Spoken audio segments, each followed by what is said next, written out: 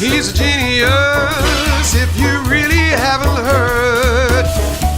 Games, films, and tech and news.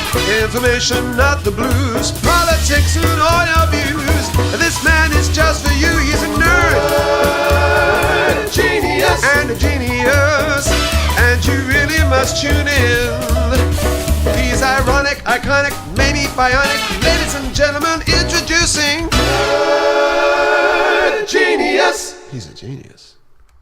Hello, ladies and gents. This is Michael Burhan here for the Nerdgenious stream thingy. Well, I decided that I would get on the stream and talk to people because, you know, it's weird. The I Got gameplay kind of fell apart this week, just due to the fact that Xander Scullion, who was hosting the show, basically had a bit of an issue trying to host the show, if that makes sense. He had Wi-Fi problems. It was Wi-Fi issues. It kind of left IGG this week in kind of limbo. We were going to do it today, but everybody had plans. So we decided instead, with advice from my good friend Paul Crampton, to just do a normal Nerdgenious live stream. Just have me talking and talking to each and every one of you, because I can do that. So that's what I'm doing.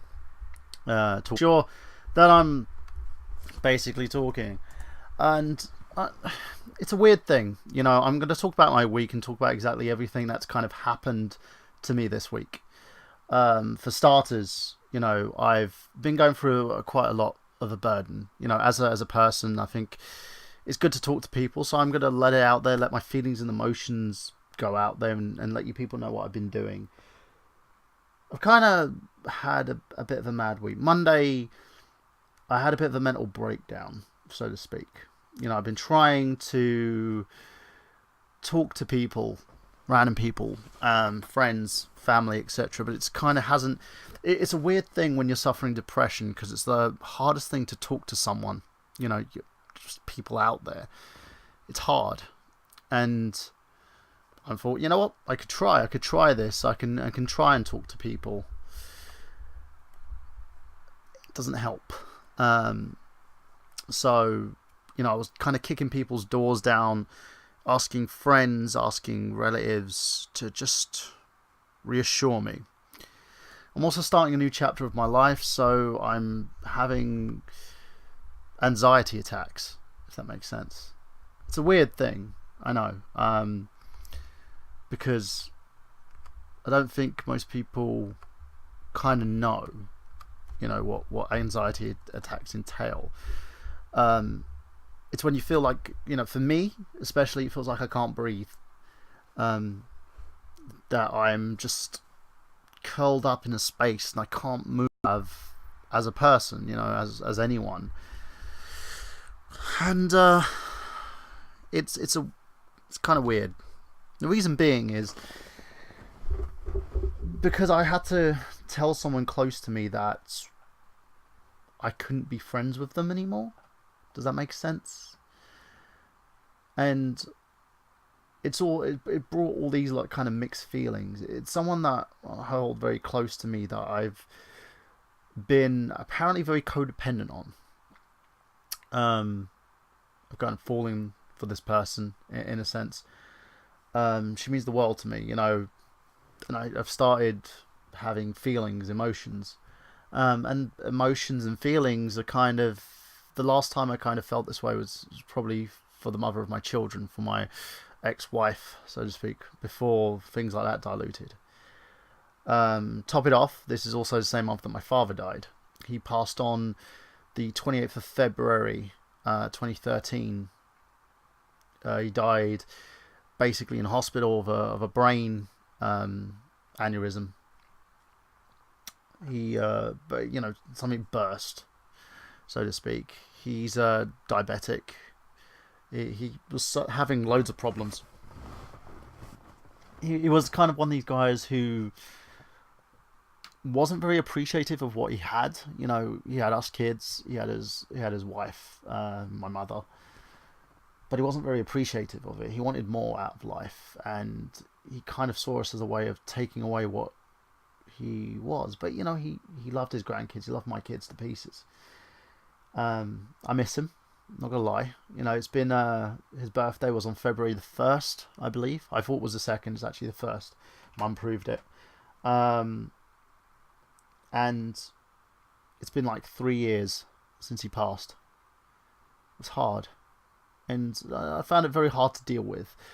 I kind of went to drink, and I was drinking loads of wine. I had one bottle. One bottle didn't suffice. Then I had a second one. Kind of had a bit of a mental breakdown at the same time.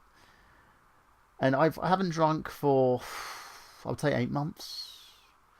Had, when I was out, had a beer. And then started drinking wine. Not good. And as a person, it kind of left me in a vulnerable state, so to speak. So I had to kind of tell this friend of mine anyway that we couldn't be friends anymore for a while, that I needed a bit of breathing space. And it was the most painstaking 2 days of my life. It was like a part of me was missing. It was like everything about her kind of made me smile, made me happy. And it was just like being off of a drug. It's kind of silly, isn't it? Having those feelings for someone, loving someone so much that you want to spend every waking moment with them. But it is what it is. It kind of, needless to say, I kind of went back, and I'm trying to work it out as a friendship because I want to be friends. And it's hard. I don't know if anyone else, if you have experienced it, go into the live chat, youtube.com/the Nerdgenious, of course. Let me know if you experienced something like this, because it's weird for me, because I've never experienced anything so intense before in my life. I've probably only been in love with probably 2-3 people in my life.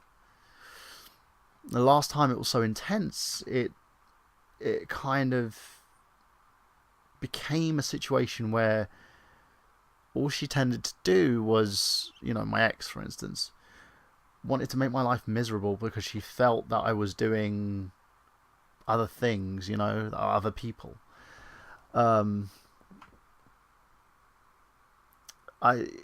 Yeah, exactly, Crampton. It's like cutting a limb from your arm, But the things with my ex-wife, she kind of, the reason why that kind of fizzled out was because I went through a lot of torture. It kind of caused it was one of the reasons why I had severe depression and anxiety in the first place, because I kind of took a drug overdose when the relationship just fell apart. I got up, walked away, kept going. So having these feelings and emotions for someone else kind of brings that back. Doesn't help. So, I was dealing with all those problems and stuff like that, plus dealing with the death of my dad this month, so it kind of caused all these issues. And I took a hiatus from I Got Gameplay, I took a hiatus from the Untitled Movie Show, Slamcast, from all the shows on the Retro Unlim network, so I could take some time for me, and had a couple of anxiety attacks. Not gonna lie about that. Kind of spent my time, locked myself away in my room, didn't want to deal with the outside world, apart from when she called. Spent some time with her. Situation was kind of awkward at the same time. And just dealt with things. It's hard. I can't explain how hard it is to deal with someone that you're in love with who doesn't love you back. Makes things a bit hard for everybody. But I'm trying. Now, I've got a friend of mine that I had a conversation with recently who says it's a bad idea to even be friends with this person. Just cut it off. Cut it like an infected limb in a zombie movie. Just cut that thing right off. Walk away. You do you. She does her. And leave it at that. Problem was, that left me in a lot of pain. Hey, it did. The one positive I can say out of it was I cycled nearly 200 miles in 2 days, which left my body in complete and utter pain, to the point where I was stuck in bed for a single day after that. So that at least I did that. Good cardio. Manly man. But it's... And I will say this: she does know how I feel. I've told her the whole feelings, the whole emotions that I feel about her. She believes it's not real. Thinks I'm a player. I have player mentality. I have no idea what this means. Apparently, player mentality is a guy who likes to talk to different women. So I surround myself with women because of this mentality, so that if one doesn't work out, I can move on to the next. Which I don't think I do. Do I? I don't know. She then says it wasn't real, that I probably don't even have any attraction to her whatsoever. Make basically a million different excuses as to why I'm all wrong, why this is all wrong. So, I maintain this friendship. Apparently it's going to be a destructive friendship because it could cause so many more issues, which I can understand that. For anyone who's been in a relationship, who's basically been in a situation like this, it can go from top to bottom. You could end up getting yourself in irreparable harm because of the fact that you're in something like this. But unless you realise, and the kind of thing is, I do realise nothing will ever happen. I'm not gonna sit there and say, hey, you're gonna one day you're gonna be mine. It just doesn't work like that. And that's the problem, I think. With any relationship, that's the problem, because you don't feel that anything's going to happen. The secondary thing that I've been having kind of a panic attack about, just getting really frustrated with. Currently, I work in a film company. It's my thing. I set the company up myself. And I'm trying to raise funds for a project that I'm doing. And the project that I'm doing at the moment is kind of a Silent Hill pilot. So I discussed it with Konami. And most people will be sitting there going, you doing a Silent Hill pilot? Really?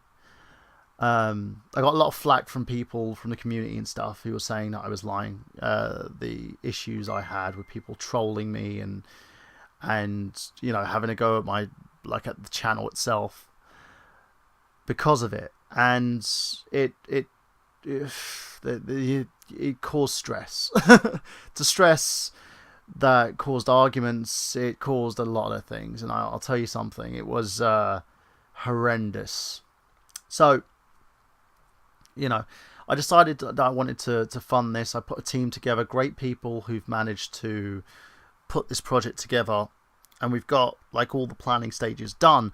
I'm basically still having writer's block for the script that we're trying to do, because I want to do it and set it in a certain time with certain people and certain places. Harry Mason, for instance, is actually being played by an actor who I've got to say, one of the most amazing actors that I've seen for my travels, because being an actor, being a director, being someone in the film industry who knows the inner workings,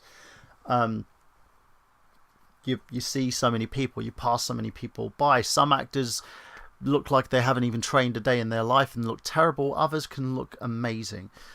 This young man by the name of James Doherty, if you check him out, you can check him out on his Facebook page, Screwtop Theatre. Check him out there. Grace Davis as well, who's my co-production partner on that.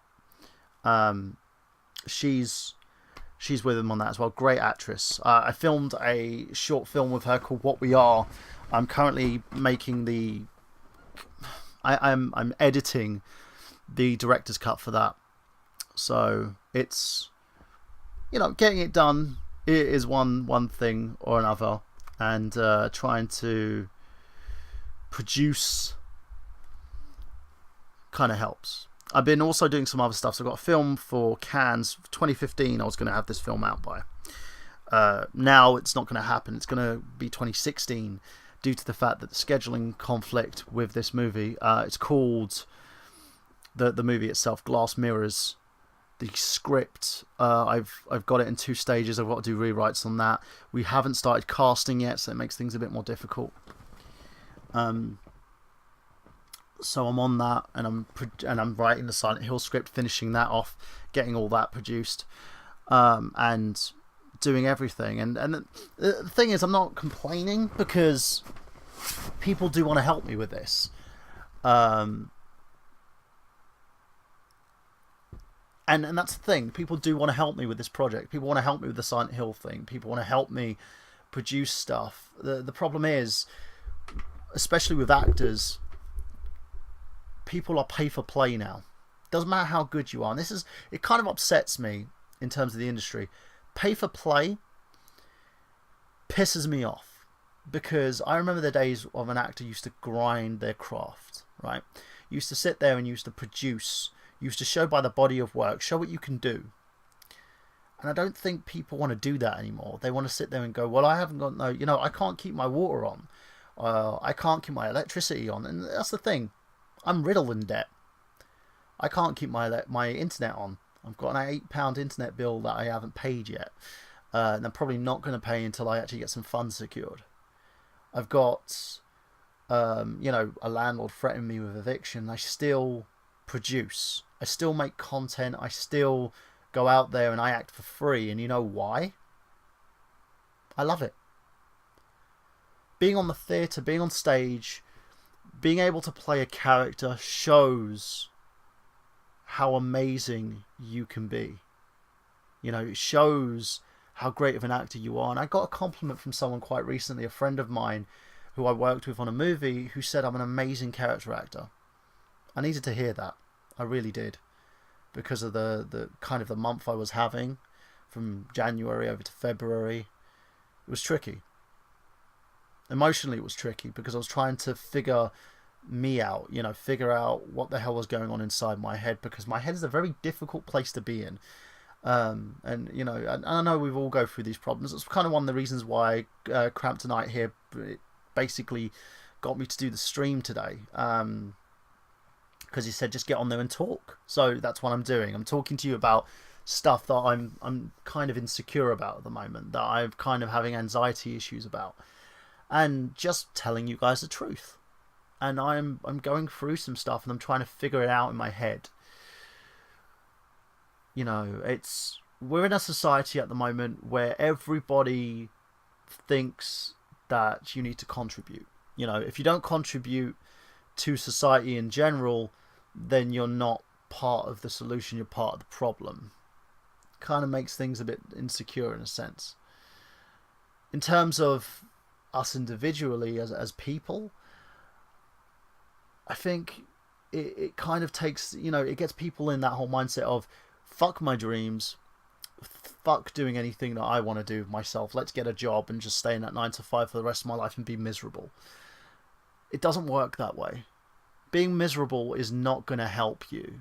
Sitting in bed waiting for your opportunities to come is not going to help you. And that's one of the things that I can talk about with my friends, going back to that. People wonder what the kind of things that attracted me to her. And what kind of things attract me to, like, some women. It's the strong girls, like the strong, powerful girls. The girls, and I don't mean powerful as in monster, or powerful as in a CEO of a company. It's exactly, Aoshay. Imagine how sick it makes you to feel a burden. That's what it makes me feel like sometimes, like I'm a burden on people. And I think people ask me, why don't I talk enough? And the problem is I feel a burden. And that's what society kind of dictates us as. We're living in a society where we grow up as kids and we're told not to believe in our dreams anymore.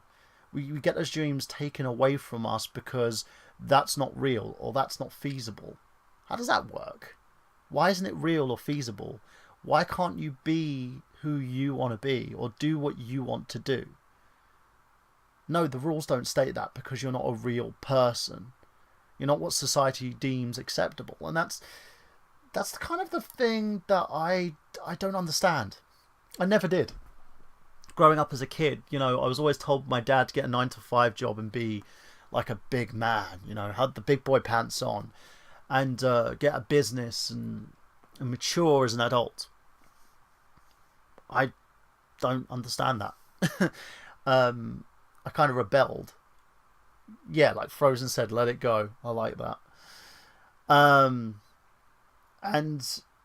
that's the problem. It's like, why are you going to be a burden to society? Why can't you be a positive influence? Like the era of like goldsmiths, where you had like artists, you've got painters, you know. Yeah, like One Night in America, they keep telling us we can do it, but it's BS. Well, and again, agreed on that. It's the same thing here. We don't get told that anymore. That's not acceptable. But again, you look at it, and we have like the best screenwriters, the best directors. You've got guys like Christopher Nolan, who continues to do things on his own terms, and how people just get so angry with him. You know, in terms of the stuff that I do, people get angry with me because, and this is the thing. I'm a broke guy. I'm a guy who's trying to just live his dream, no matter what happens, no matter how broke I get. And I still get people angry at me because I'm not conforming, or because I've got a problem with something. You know, I don't understand it. You know, what's acceptable, what's unacceptable, it doesn't make sense. Now, kind of back to her. She's gone out there, you know, she trained as kind of a film critic type person, a reviewer who, you know, she studied film studies and stuff, and now she's doing PR and marketing. That's her passion. That's what she wants to do. Boom. It's created a kind of an empire for her, in a sense. You know, she's building her dreams, she's living her life, and she's doing everything that she can do to satisfy her own ambitions. And I think that's what everyone should do. If you've got ambitions, if you want to do something, hell, you know, what did the Wolf of Wall Street tell us, apart from the fact that if you're rich you can get away with anything? If you've got ambition and drive to do whatever you want to do, fuck me, go do it. You know, that's what I took from that movie. Not the fact that you can do tons of drugs and hookers and probably end up not getting done by the police because, hey, you're rich. It's about living what the Americans call the American dream, succeeding. I've got friends who are actors and directors and people who are kind of suffering and slugging along because they feel they're not given those opportunities, and others who take those opportunities. It's hard. And I think that's the problem. We tend to forget that life is hard. My problem with myself is I put too much pressure on myself. I always have, always will. You know, I love too much, I think the thing is, and I stress myself out, and I cause myself to have anxiety attacks. Because I've always been told how I'm not good enough. You know, I'm not a great person. I'm always the worst type of person to other people. That's what my ex always used to do. She used to just tell me that I never measured up to what her expectations were in a husband or in a father. Still kind of does. And how I never measure up to my expectations as a person in society. I should have made loads of money. She should have had my credit card, and she should have spent every penny that I make in order for her to buy a brand new like clothes and stuff, and you know, materialistic stuff and possessions. And I've always been the guy who just wants to grab that brass ring. You know, it's kind of a wrestling analogy there. What Vince McMahon said, there was never superstars who could grab the brass ring. I wanted to be the brass ring guy. You know, I went from being a dreamer to like a professional wrestler. Believe it or not, I worked with the Frontier Wrestling Alliance until my career abruptly ended when I broke my ankle. Snapped. 2 places. Told never could wrestle again. And to this day, I can, you know, I put weight on it, but it still hurts when it gets cold. I was from there. I became an actor, even though I didn't really respect the industry. You know, I was based a lot more on my looks. Believe it or not, I was a stunning guy back then. But I changed all that because I went to drama school. Wanted to show people that I could be this thing. You know, that I could not just remember lines, but I could create characters, develop worlds, develop stories, construct things, look at the textualities of different people, and understand the human psyche in a sense, so I can develop my characters from that basis, that I can paint my scenes and my characters like an artist would paint a picture using a canvas. It's a weird concept when no one thinks you either have the right look or you don't have the right. Like for instance, most of the roles I go for now are usually for people over 6 foot, or you're not good looking enough, or society defines and dictates that you don't look like something. So I decided, you know what, I want to create. If I can't get cast in anything, if I have to pay like £200 a year for spotlight, which I can't afford, then I'm going to do things myself. So that's where my company came from. I acted in 2 movies that were signed over to me because the guys didn't want to do anything with them. And then I did like a load of major stuff, and then started making my own stuff. I made a pilot for a TV series that got picked up by BBC Three before it got cancelled. I worked on a couple of more projects. I've talked to certain people who are big in TV world, and most of it is I've got to schmooze. Problem is finances. If you had the money to schmooze, I'll be schmoozing right now. I'll be at like the BAFTA events and parties, which afford you're going to be spending hundreds. Well, I'm sorry, it's true though. I've been told I'm not good looking enough. I was told once by an agent that I should sign up to an agency called Ugly Mugs. Believe it or not. It's lies. Thank you. And it's a whole thing. It is disheartening, especially when you've got so many actors being churned out in the UK. And it's also the way that the industry's taken kind of moved its course a little bit more now. It's changed the dynamics. So it's gone from being storytelling and acting in order to introduce that storytelling and direction to more about effects. So it's all about what happens in post rather than what happens in pre-production, table reads, rehearsals, and basically putting everything in front of the camera. People aren't trained to act anymore. They're trained to just read scripts. You got to be a model that reads scripts. And that shouldn't be the way that the industry works. I know there are a few exceptions. A lot of people are going to talk about the Judd Apatow movies. Seth Rogen's not really, that... He's kind of rotund. You've got James Franco, who's kind of a short guy himself. Doesn't, but he still gets by. A lot of it is based on the fact that I've seen a lot of international and big movie successes come from this, and a lot of the good stuff comes from the independents. If you haven't seen Birdman, I'd say go and check that out. There's a lot of other movies like Whiplash, for instance, and I'm looking at these movies, and a lot of the Oscar bait movies currently are independent films. They're not mainstream, big budget box office blockbusters, which is great. I really hope Michael Keaton gets it this year. I really hope, for him and Norton that they win their respective Oscars, because the two of them, I think, are geniuses. Geniuses. The 90s is where you had... Yeah, James Franco is beautiful, but at the same time, he's kind of short. He's not definition of Hollywood beautiful, if that makes sense. He's kind of a short, goateed kind of gentleman. He's not like model-esque beauty, but he is a good-looking fellow. But that's the thing. I think acting kind of stands out. The new Franco movie does look good, though. The one with him and what's that dude's name? It's kind of from the same pack of guys. He was in Wolf of Wall Street, for God's sake. He was in Superbad. Little fat kid. Jonah Hill. Michael J. Fox, again, an amazing actor. Tom Cruise, not so much. He used to be. He's kind of gone insane now. So most of his stuff. I did like Edge of Tomorrow. I felt that movie was really good. But apparently that was based on an anime. But all these people, like all these kind of movies that have come out at the moment, you've either got like serialized Marvel movies, comic book movies, and especially on the fact that I think, yes, Jonah Hill. No, he's ugly. Yeah, but he's a really credible actor though. The fact him and Franco have done a new movie called True Story, that movie looks spectacular, and the reason why it looks spectacular is because Franco's actually acting in it.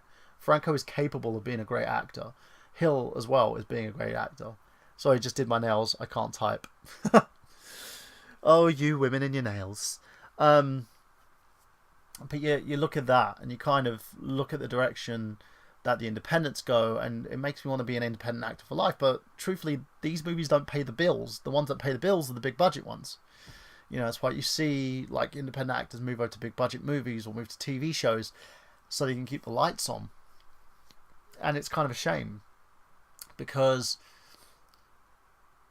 I'm looking at the Silent Hill pilot at the moment, and my project, basically, this is my baby, and this is the project that's going to define me. Same with Glass Mirrors. Glass Mirrors is going to define me for a different reason, because it focuses a lot more on abuse. Abuse not just from a woman's perspective, from a male's perspective, from basically different individuals, and a narrator telling a story, because it kind of mirrors my own life, and also my co-writer, Tia, in terms of what we've both been through. I was basically raised on abuse. You know, my father was very abusive. I was bullied at school, so abuse there, because people don't like nerd guys, especially nerd guys who can take a punch, you know. Yeah, that's why you just go for the buff cram tonight. So it kind of tells that little story. It's a 15-minute short, and it's going to be in the Cannes short corner. I wanted it in 2015. It's going to be 2016. There's nothing I can do about it apart from the fact that, you know, I could put something together for the 2015 Cannes, but it's going to rushed. It's going to be really rushed. And this, I want to make it work. I want to make it look great. I've done a couple of movies of 8 Foot Ants, a team I'm working with, and I'm looking to migrate over to Canada to kind of cement my company there, help build the Vancouver economy in a sense, and build the film industry up there, and hopefully change things a little bit. But this is where I'm going to need people's help, because I've got a funny feeling if I put out this Kickstarter for Silent Hill, well, or should I say Indiegogo, it's not going to get funded. And the reason's because, one, it's a very large amount. I know you always love nerds, and that's the best thing about it. That's the best thing about you. It's why I'm friends with you. And I was kind of the some people put me as a good looking nerd because I had like kind of wavy hair, black hair, and I was very slender, believe it or not. Now I'm kind of like muscly. What was I saying? Kind of lost track there. Yeah, the whole thing about, you know, this project is I want it to succeed. Not just for me, but for everyone who's worked on this Silent Hill project. A lot of it's for guys like James, for guys like Grace, for lovely ladies like Grace, for Rob, for everybody in the cast. I want this thing to succeed. And the only way that I'm going to have it to succeed is I'm going to need people behind it. And the problem is, YouTube, I'm not a successful YouTuber. I'm on 307 subs so far. 307 subs. Because I don't know if it's content. I don't know. I've been told it's harder to basically do YouTube now. I'm the Brown Hulk. Thank you, Cramp Tonight. I don't know if it's hard to do that, or if it's just the fact that I'm not producing what people are looking for. I do a series called Movie File. I haven't added it to it recently because I've been going through a few issues. And I do my gaming reviews, which I'm going to be doing another one on Bayonetta. That's coming tomorrow. And then you'll see the 2K15 one, which is taking a lot longer because there's a lot more production that goes involved in this thing. Excuse me. A lot of what I do takes time and effort to do it. I have to edit it. I have to basically the Rather British reviews. All I've got to do is talk on a mic like I'm talking to you guys right now. Subscriptions. Basically, if someone subs my channel, I get a sub. So, for instance, Aoshay, if you subbed my channel, I would have you listed as a sub. So I've got 307 subs so far. I have over 60,000 views, which is a huge milestone for me. So thank you to everyone that's viewed my content. But I'm going to need to be on like 100,000, something in the range of the guys like the Happy Console Gamer or Alpha Omega Sin or some guys like that. And that's near enough impossible because I go for quality of content rather than the amount of videos that I'm churning out. And I'm not saying those guys aren't quality, because Johnny Millennium does quality videos because he always does videos about himself. There you go. And I'm not saying Alpha Omega Sin isn't quality, but the way they do it is they shoot something, put together a small video, put it out there.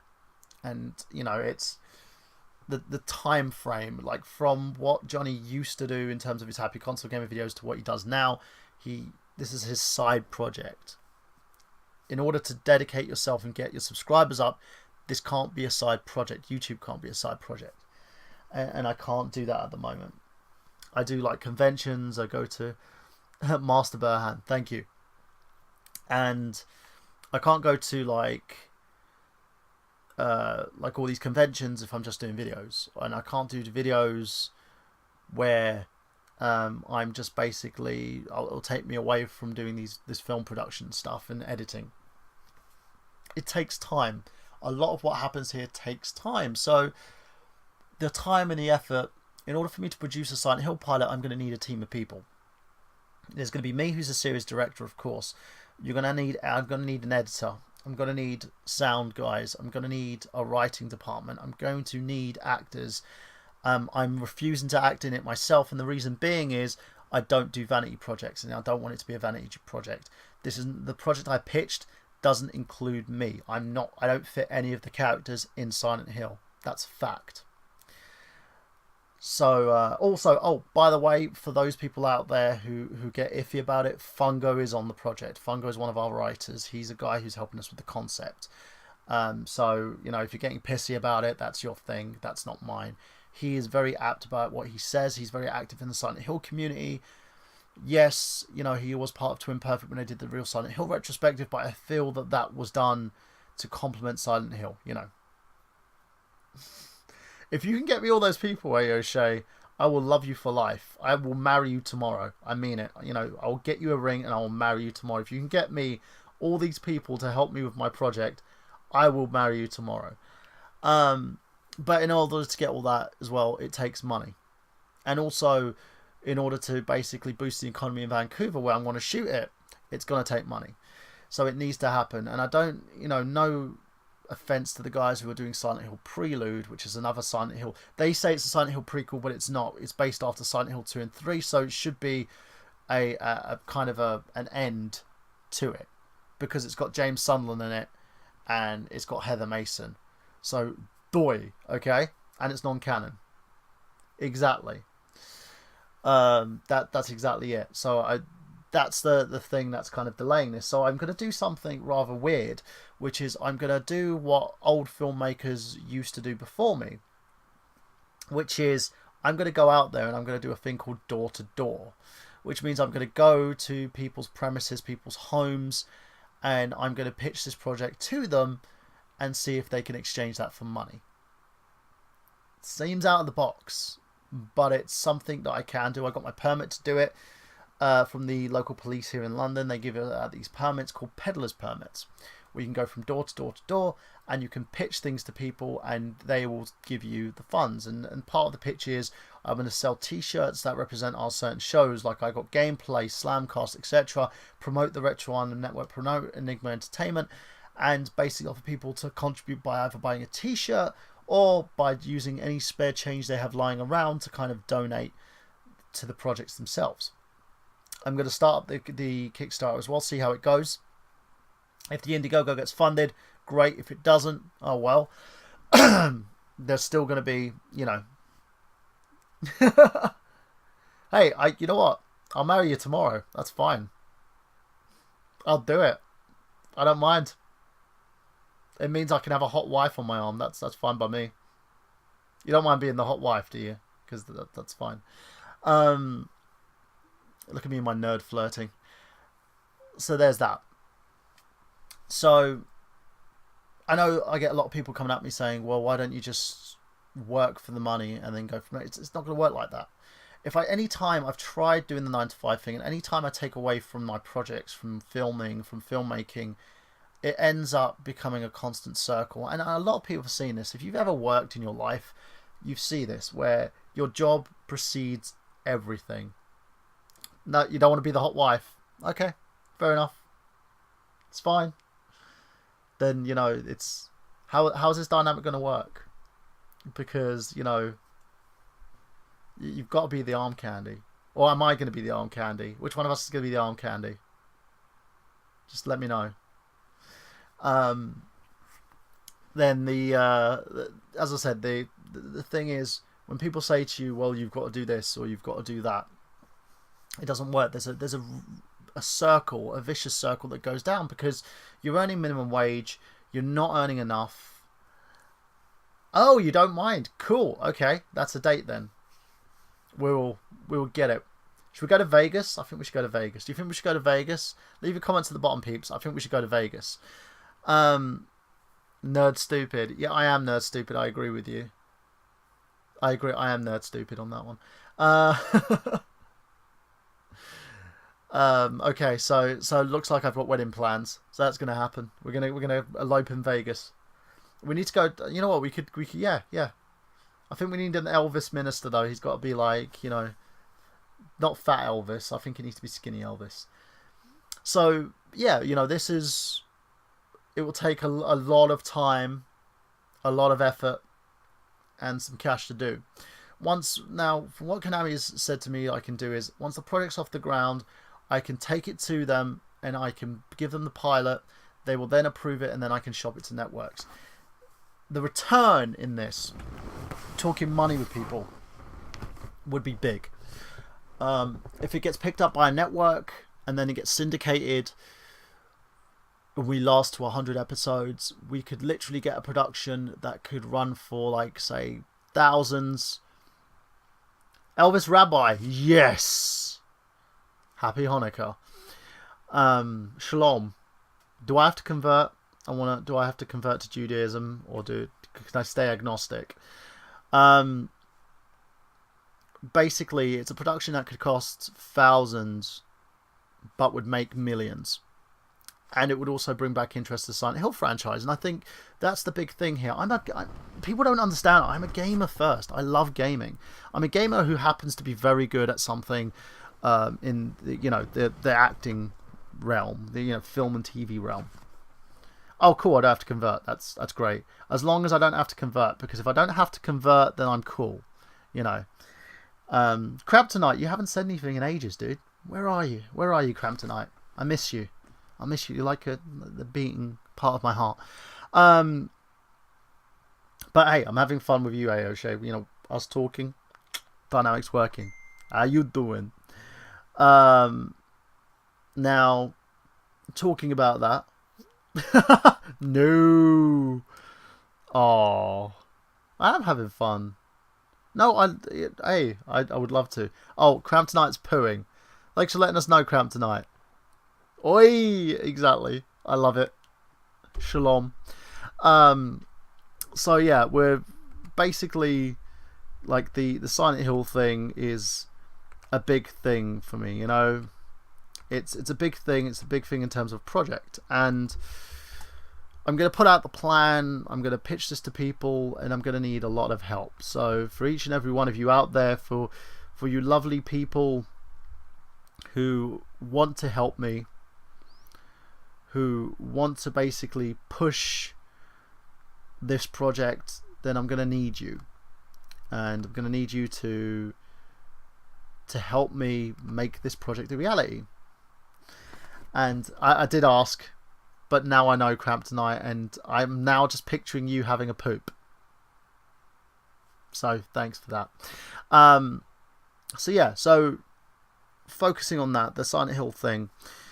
You can also check out a stream with Guy Seehee and Fungo. It's going to be on Fungo's YouTube channel, Fungo Reviews. Check that out, because he does a lot of Silent Hill. And you know what? And this is the one thing what makes me laugh about people. People hate Fungo, but they love Guy Seehee. Guy Seehee 100% supports Fungo. And I will guarantee you there is not a nicer person on this planet than Fungo. I'll have a free pass to make Jew jokes like no wife in Jewish. It's okay. Yeah, I know. I had that when I was married to an Indian. I had such a free pass to be a racist. Oh, you washed your hands and you used air freshener. Brilliant, Cramp Tonight. That's the main thing.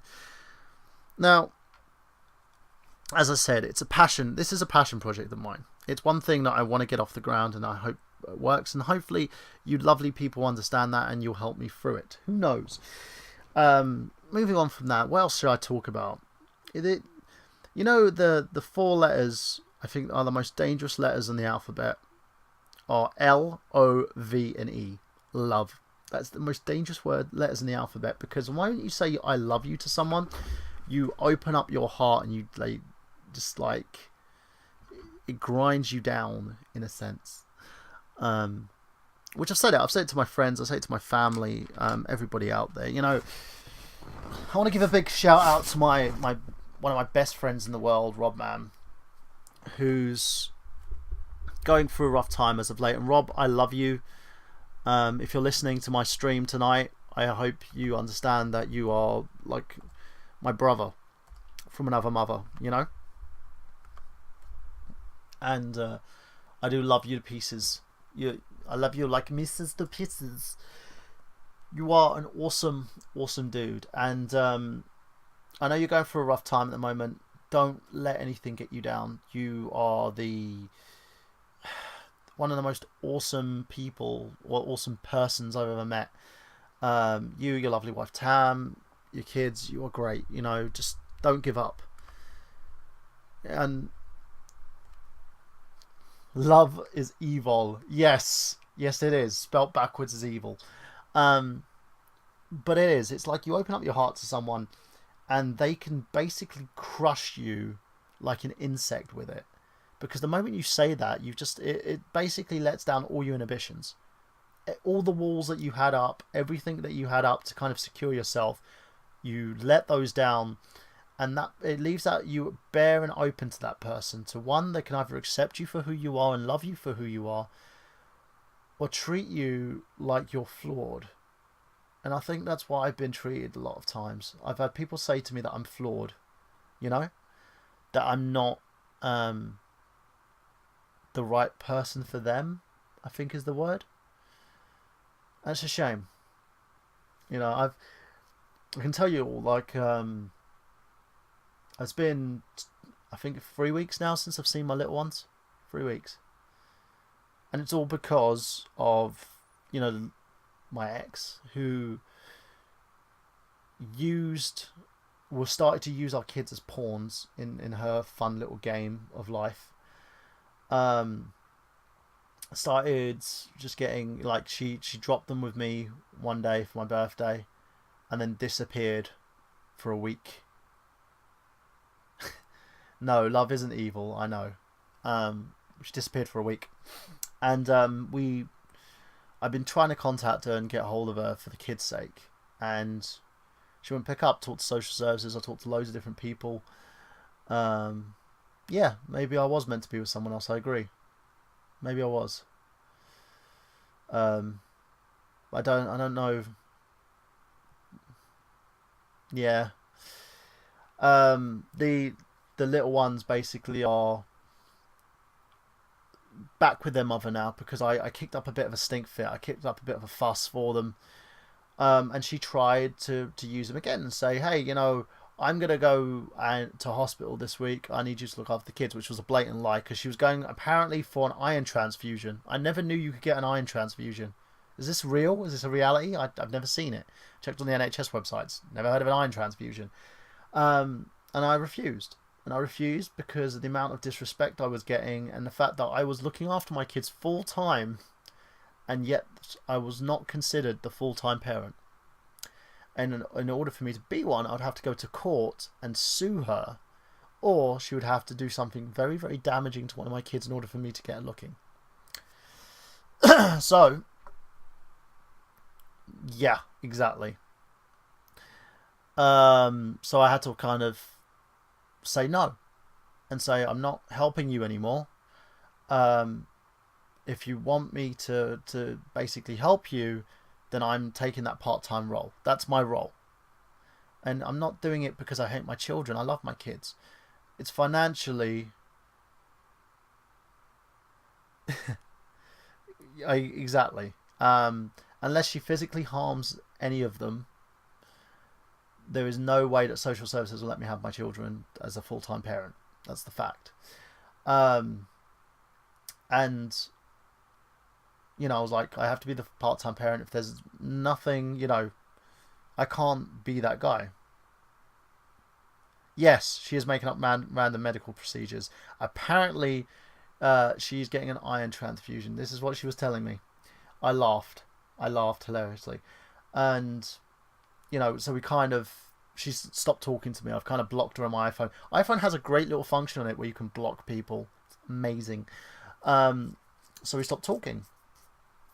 So because we've stopped talking, she's refusing to allow me to see my kids at all. Or allow me to talk to them. So, it's basically the way it is. And in order for me to see them again, I've got to basically go to her, ask to see them, and help her with her full-time duties as a parent, and then go around telling her friends and family that I'm a deadbeat. Imagine that. Imagine being so petty that you have to show everyone that your other half is a deadbeat. Is like the most insecure thing I have ever heard in my life. But that's her thing. That's what she likes to do. Again, don't take my word for it, because others may think differently. If you talk to her, she may be the most interesting and nice person on the planet. I used to think she was like a great mum. Now I just despise her as a human being. And just wish that, I had my minions. I love them.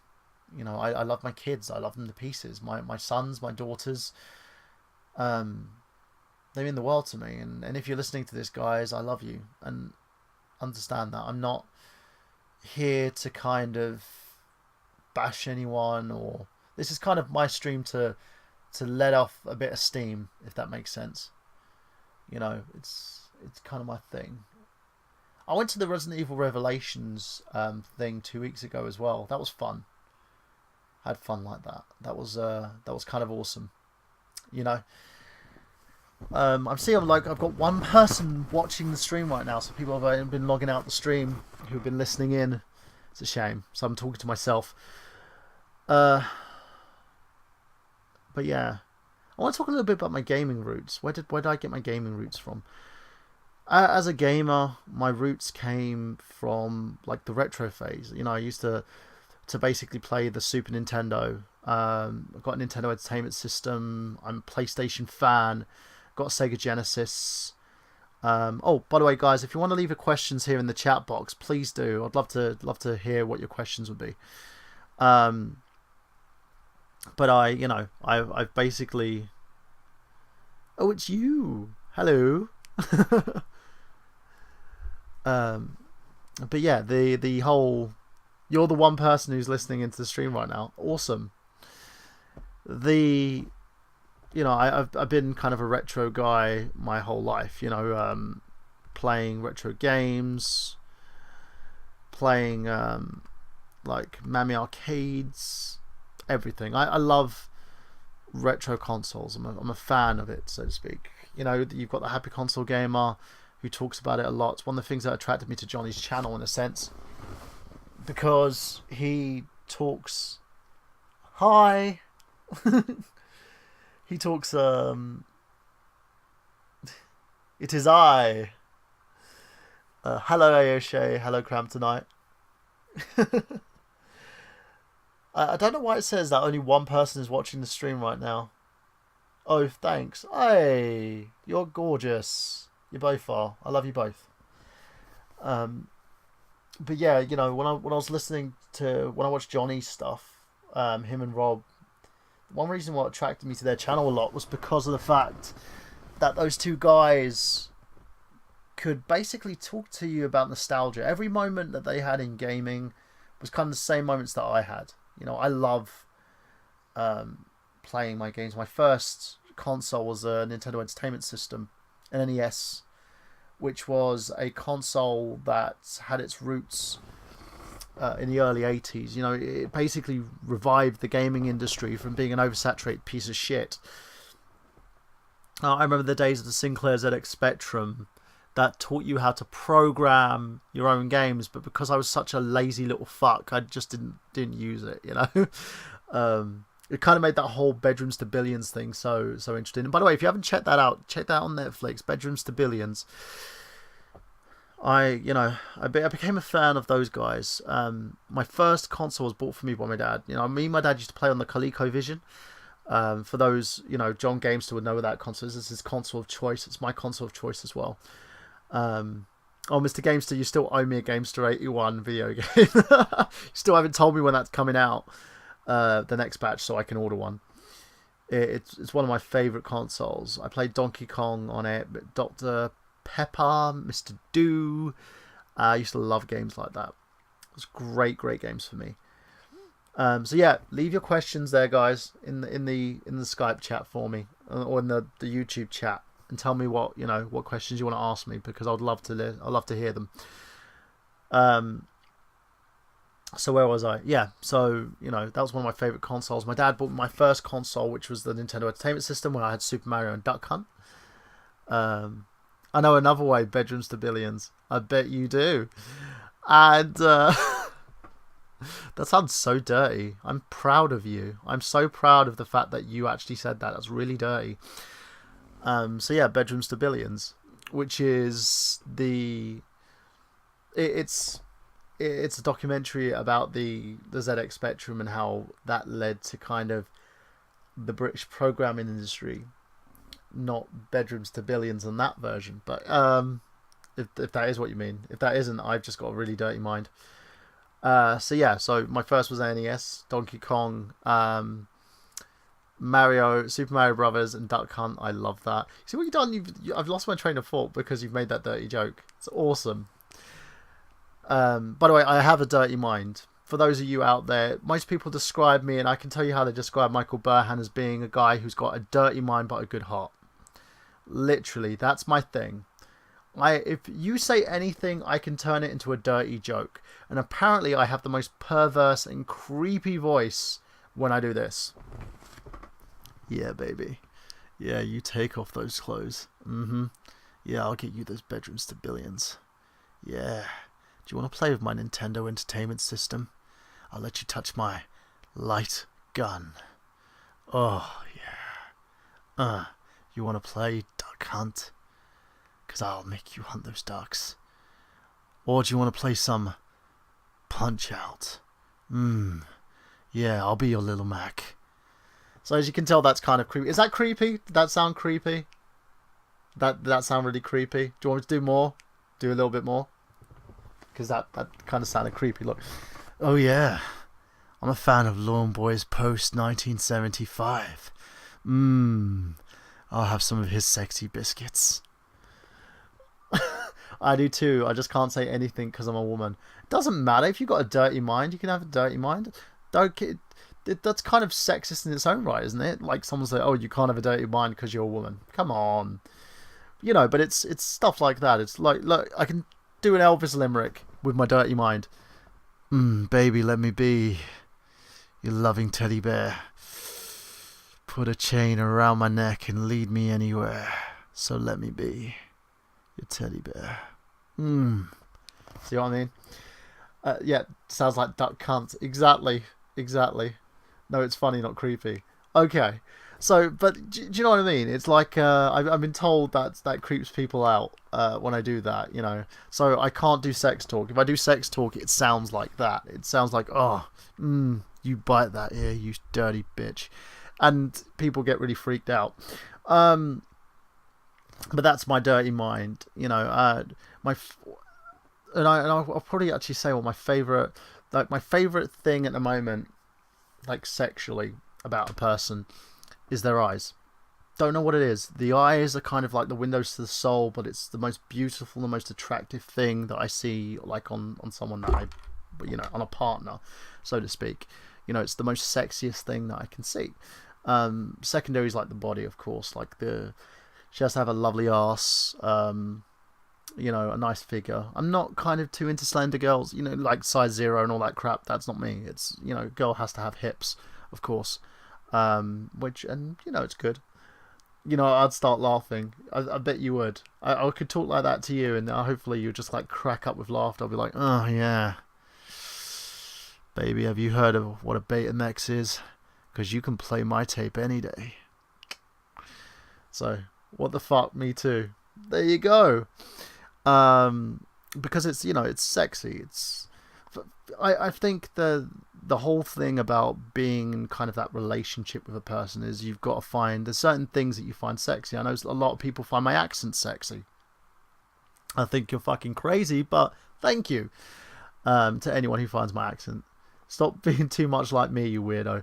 I am a weirdo. I am extremely a weirdo. But yeah, that's my thing. And you know, I've got a confession to make. I have actually stopped watching porn. That's the weird thing, right? It's a weird thing. Eyes are the best thing about a person, the best feature, in my opinion. I think it's the most beautiful thing that another person can have. So yeah, you know, for those people out there who think I'm a pervert who watches porn, I don't anymore.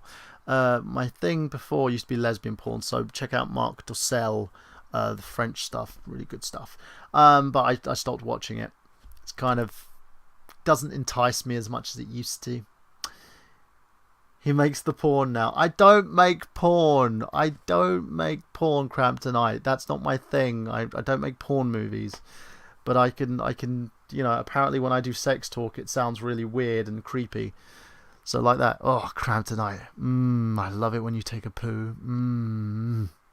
Very sexy accent. Oh, thank you. But, you know, it's the Britishness, apparently. It's very sexy. But that's kind of a thing, you know. Apparently it's a flaw. I'm very defensive. Like, apparently my big thing that a lot of people get pissed off about is I get very sarcastic. I'm kind of a mixture between Joey and Chandler, because I'm the actor guy who kind of has dumb moments. But I'm also the guy who can make very whimsy little jokes and sarcasm and uses, like, being a, you know, sarcasm as a defense mechanism. I'm also very patronizing, but that's the dad in me. You know, I get very patronizing. If someone gets really offended by something and starts freaking out, I'll be like, stop, slow. Now, I want to tell you what actually I mean about what I'm saying to you. And apparently that's very patronizing. I didn't know. I'm trying to work on these things. But it's, you know, I'm also a big kid. I'm 33 years old. I still haven't learnt my lesson. I don't want to grow up. I do voiceovers for porn. Baby. Starring Ron Perlman in Hellboy and his penis. Could happen. So I do voiceovers for porn. Yeah, I do, Crampton. I do voiceovers for porn all the time, you know. I also do like the commercials. One man and his gun. And but that's my thing. I like to cycle as well. I like to keep fit. I like to cycle. I like to go to the gym a lot. I have a confession to make. I haven't been to the gym in 2 weeks. I've been doing a lot more cardio cycling. Reason being, I've basically been cycling here, there, and everywhere. As I said, cycled 200 miles up and down to Chess Hunt. I'm trying to digest and figure things out. I think you know, in terms of any person, you kind of get things going through your head, stuff happening where you just get really out of focus in terms of life. By the way, you know, for those of you out there, for the lovely two of you who are listening, thank you, Ayo Shay, thank you, Cramptonite, for listening to this stream. I'm also a big fan of storytelling in games. Like, the worst games for me, the one I hated so much and got a lot of flack in 2014, because I'm glad that a lot of people agree with me. I'm not just saying, I'm actually laughing at you. You're laughing at me or you're laughing with me, Ayo Shay? Are you laughing at me or with me? I don't know. I mean, with you. There you go. So you kind of killed my ego there. But yeah, it's kind of my thing, you know. And I hated Watch Dogs. I hated it with a passion because the game made no fucking sense. It was so disjointed. And you have Aiden Pierce, basically the most insufferable human on the planet who thinks he's Batman. Everything he does is with this voice. I am not the watchdog that the city wants. I am the hacker that the city needs. It's really... I don't even know how they do that. Like, I don't know how Christian Bale didn't do that without actually having a strep cell afterwards. It fucking kills.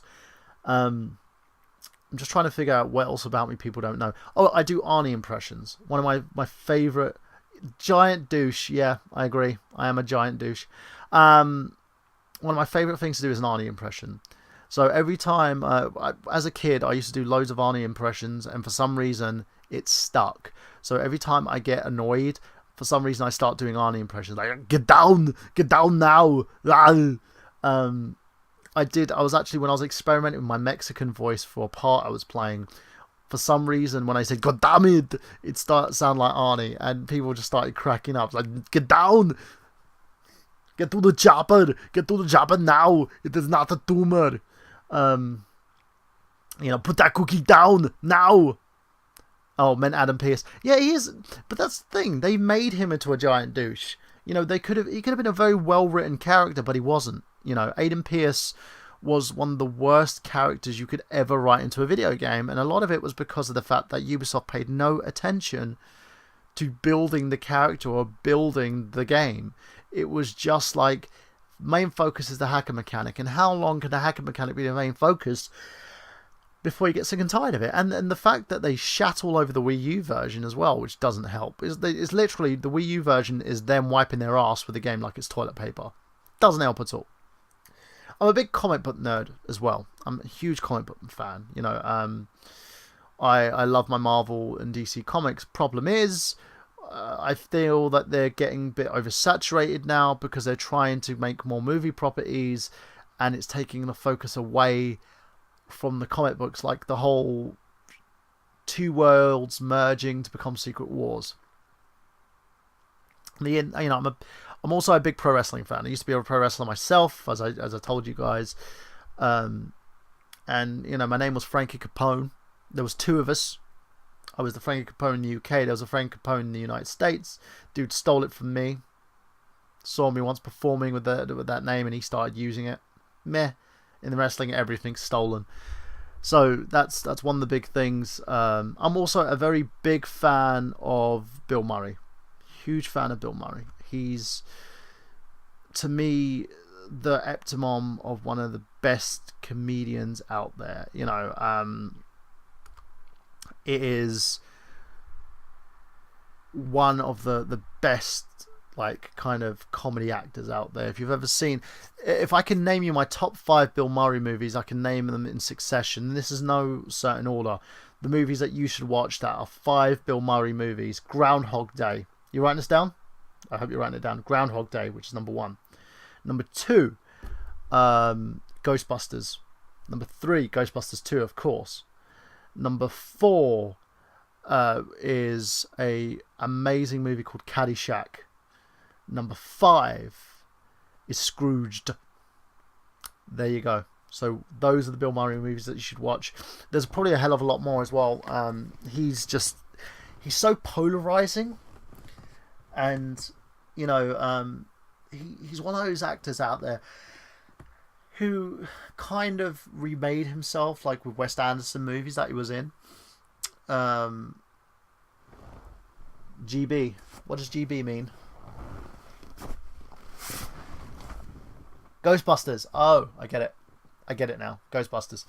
But he's one of those guys who remade himself. One of my favourite movies that he was in was not even a comedy.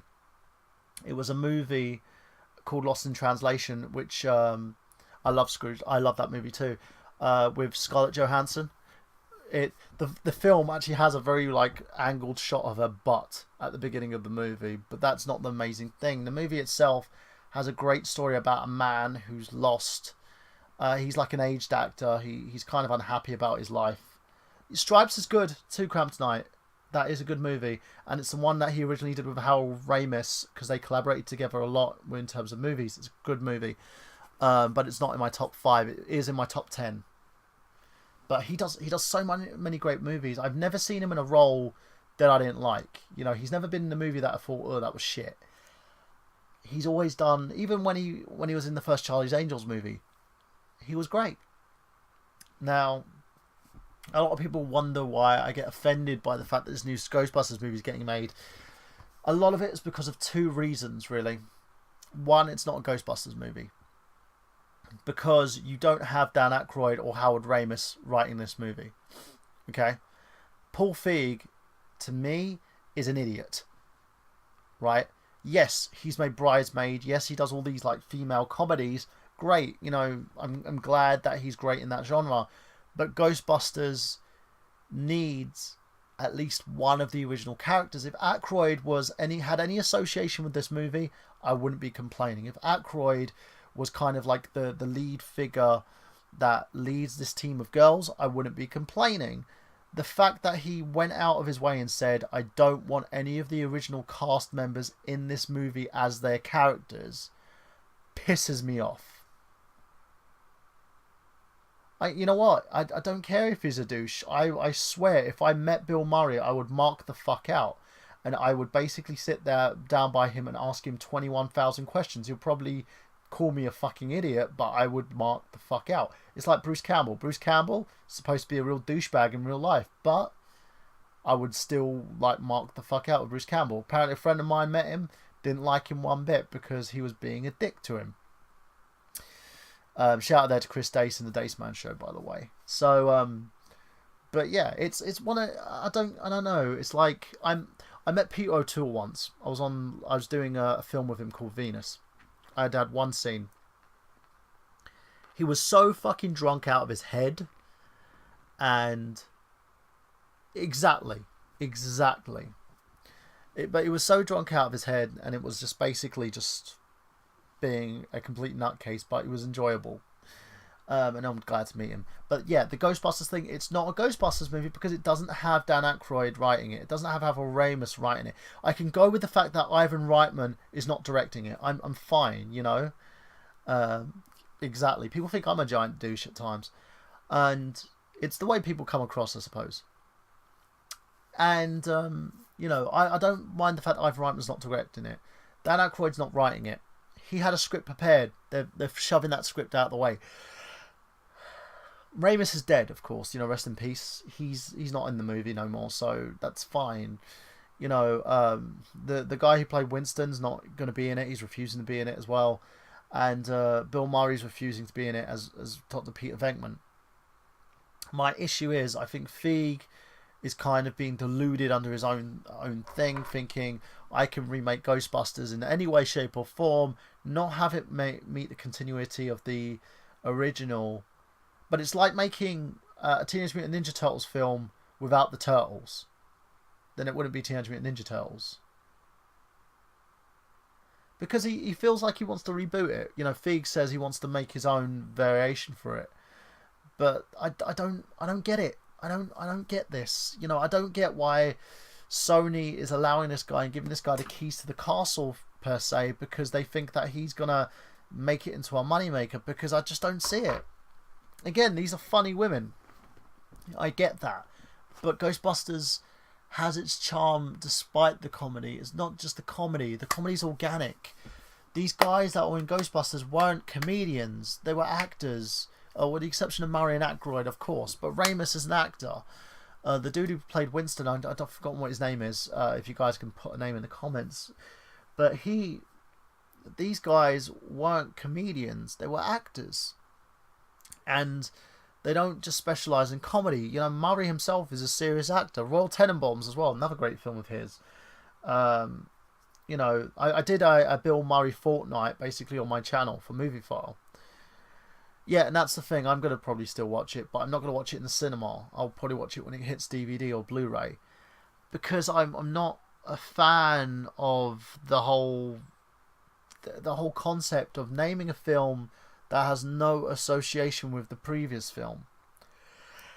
It bugs me. It's the same thing why I hated Amazing Spider-Man. One of the reasons why I hated Amazing Spider-Man is because you had the original Spider-Man movies that were directed by Raimi, which were good.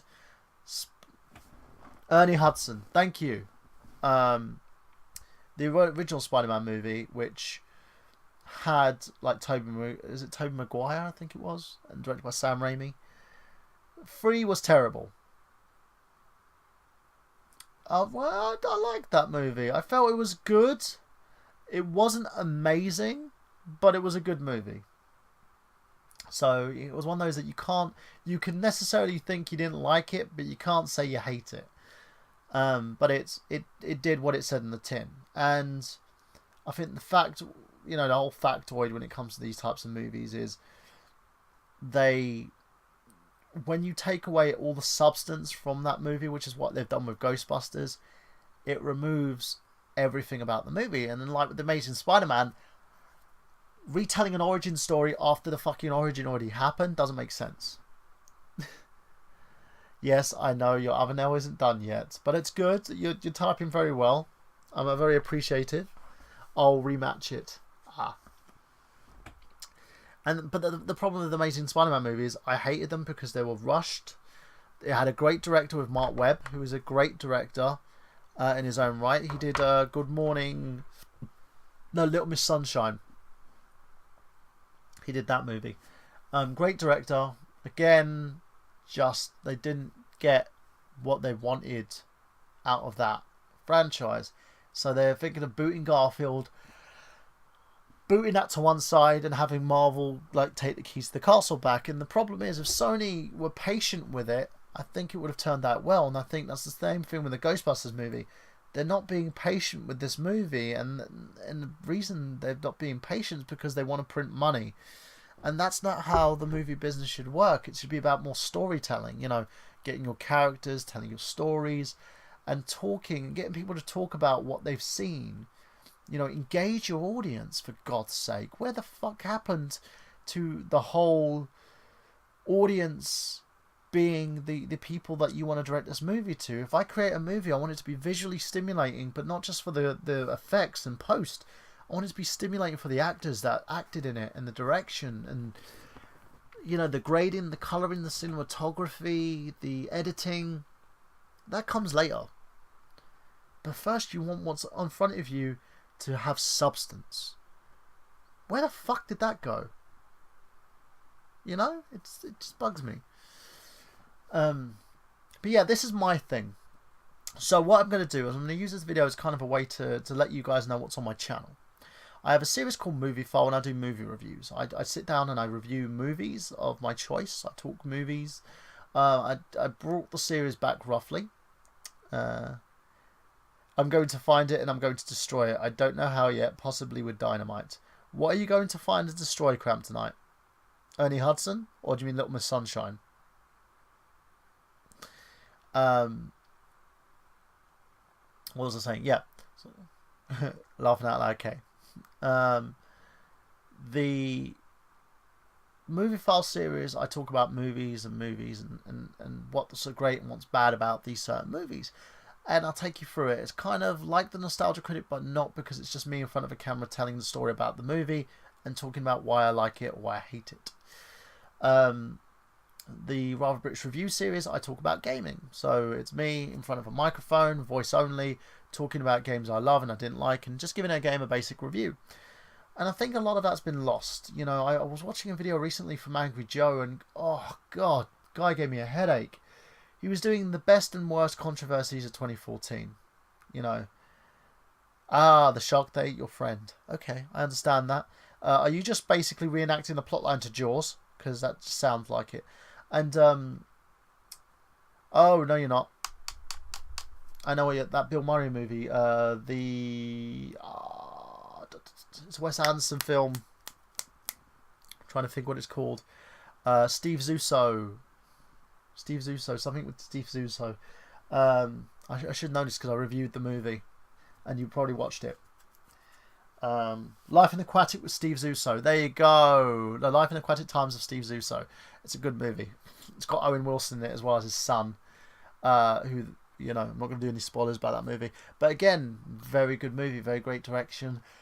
Great acting.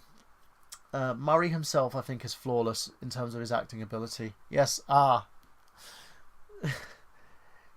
it's a quote. Yes, I know it's a quote. Aoshay, I know it's a quote.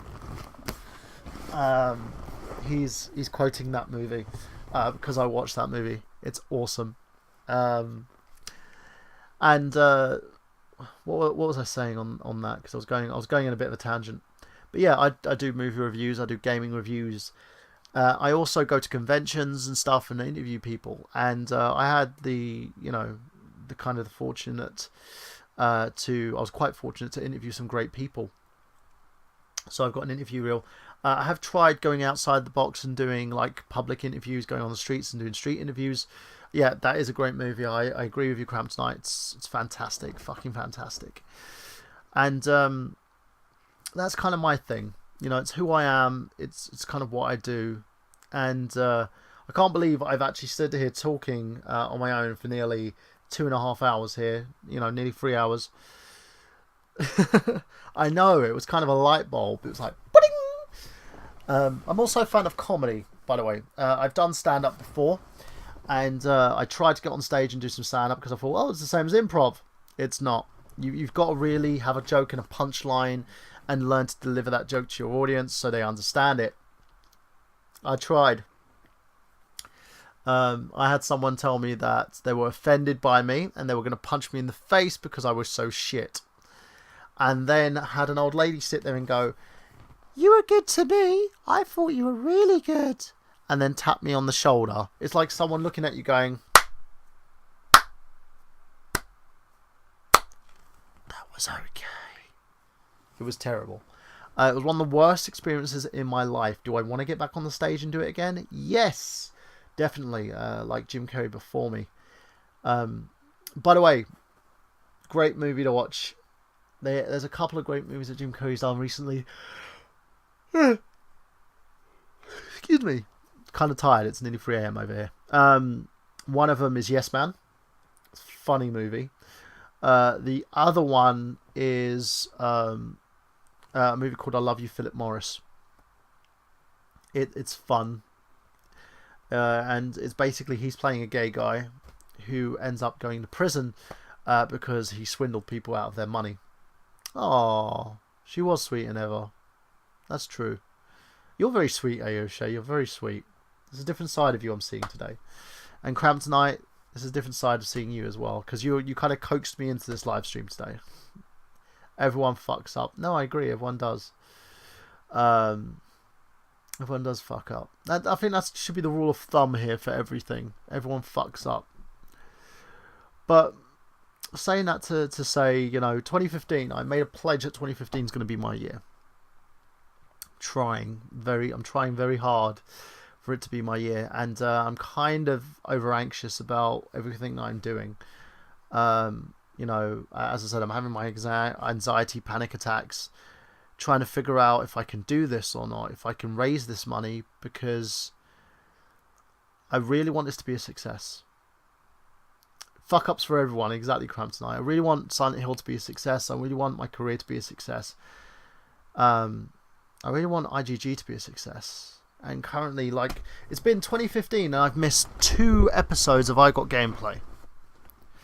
2 episodes that haven't been aired because of me.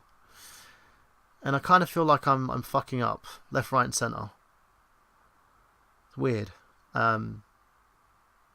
Yay to 2015, exactly. I will have to say, though, at least I've got some good friends. I've got good people behind me. You know, you guys have been great. I think it's time for me to end the stream now, because I'm completely tired. I'm probably going to stay up for another half hour. But yeah, guys out there, to everyone who's listened in and everyone who's going to listen to the stream, thank you. Thank you very much.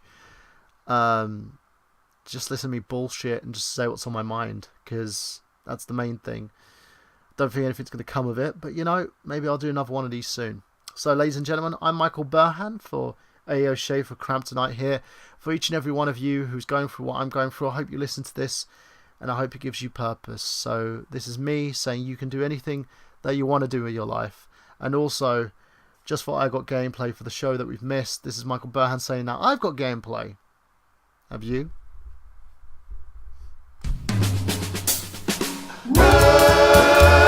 Nerdgenious. He's a genius if you really haven't heard. Games, films, and tech and news. Information, not the blues. Politics and all your views. This man is just for you. He's a nerd. Genius. And a genius. And you really must tune in. He's ironic, iconic, maybe bionic. Ladies and gentlemen, introducing Nerdgenious.